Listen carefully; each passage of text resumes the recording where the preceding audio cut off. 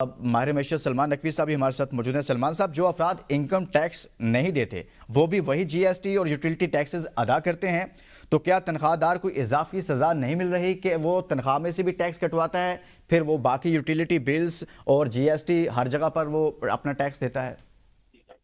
بسم اللہ الرحمن الرحیم۔ جی جناب، یہاں کا دستور ہی نرالا ہے۔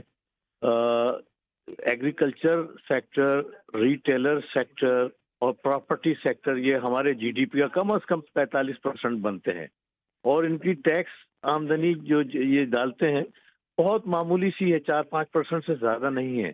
اور اس کے برعکس ہمارا جو سیلریڈ کلاس ہے وہ ہائیسٹ ٹیکس کا اس کا کنٹریبیوشن ہے جی ڈی پی میں۔ یہ بہت بڑی زیادتی اور ناانصافی ہے۔ ایک ایسا طبقہ جو ڈبل ٹیکسیشن میں پہلے ہی پھنسا ہوا ہے، مہنگائی میں پہلے ہی پھنسا ہوا ہے، وہ ایجوکیشن بھی خرید کے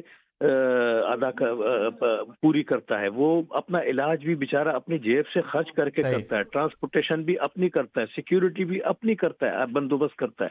اس کو کوئی حکومت کی طرف سے ان تمام چیزوں جو سروسز کا حکومت کا شعبہ ہے جس سے اس کو کچھ نہ کچھ، صحیح کہہ رہے ہیں سلمان صاحب، جو کچھ ملنا چاہیے وہ نہیں ملتا، وہ دوبارہ اپنی جیب سے کچھ کرتا ہے۔ سلمان نقوی صاحب، گزشتہ 4 سال میں اگر تنخواہ دار طبقے کی قوت خرید تقریباً آدھی رہ گئی ہے تو ٹیکس سلیب کو مہنگائی کے ساتھ ایڈجسٹ کیوں نہیں کیا جا رہا ہے؟ یا آپ کے خیال میں اس کے ساتھ ایڈجسٹ نہیں کرنا چاہیے؟ میرے بھائی، آپ نے ان لوگوں کی شادیاں دیکھی ہیں جو ابھی ہوئی ہیں کچھ دنوں پہلے؟ جی ایک کراچی میں شادی ہوئی ہے اور ایک لاہور میں شادی ہوئی ہے، اور اس سے قبل بھی کراچی میں کچھ شادیاں ہوئی ہیں۔ ان کی شادیاں آپ نے دیکھی ہیں، وہ لگ رہی ہیں کہ غریب ملک جہاں کا ایک بہت بڑا طبقہ جو ہے وہ ہیوی ٹیکسیشن میں پھنسا ہوا ہے، اور انتہائی قسمہ پرسی کی حالت میں یہ شادیاں شاید مغلیہ دور کے بادشاہ بھی نہیں اس طرح کرتے ہوں گے جس طرح سے یہ شادیاں کرتے ہیں۔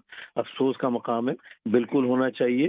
اور تنخواہ دار طبقہ جو ان کی purchasing power day by day کم ہو رہی ہے۔ آج جو انفلیشن کے فگر کم آتے ہیں وہ اس لیے نہیں آ جاتے ہیں کہ انفلیشن صحیح معنوں میں گھٹا ہے، دیکھا جائے پرچیزنگ پاور ختم ہو گئی ہے، اب قوت خرید کم ہوتی جا رہی ہے، اور اس کے ساتھ ساتھ آمدنی میں وہ اضافہ ہو نہیں رہا ہے۔ ڈبل ٹو وے سورس سے ایک عام آدمی، خاص طور پہ تنخواہ دار طبقہ اور خاص طور پہ پرائیویٹلی جو جاب کرتے ہیں، ان کی جاب بڑی سخت ہوتی ہے۔ حکومتی جاب کرنے والے تو پھر بھی بہت سارے کاموں سے اپنے گزر اوقات کر لیتے ہیں، ان کے لیے بہت زندگی ٹف سے ٹف جو ہے وہ ہوتی جا رہی ہے۔ بالکل ان کے لیے علیحدہ سلیب بھی ہونا چاہیے، علیحدہ سسٹم بھی ہونا چاہیے، اور یہ بہت بڑی میں سمجھتا ہوں ناانصافی ہے، اس کا ازالہ ہونا چاہیے۔